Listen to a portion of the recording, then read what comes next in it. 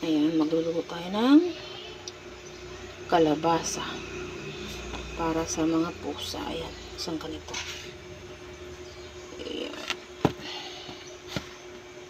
Diba? Para sa mga pusa lang yan.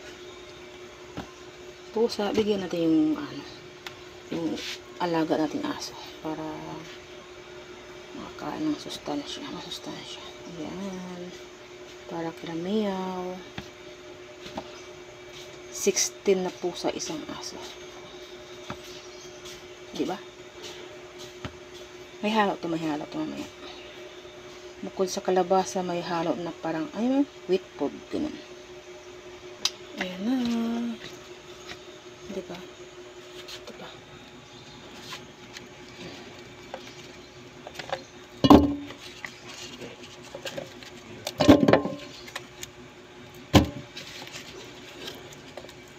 Wala yung asin.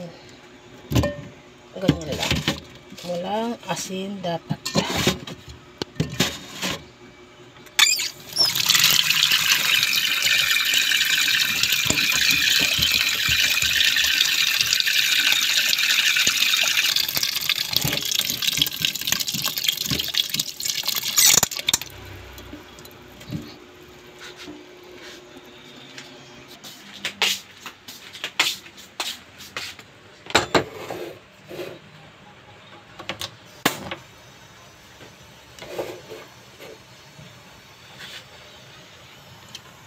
Ayan.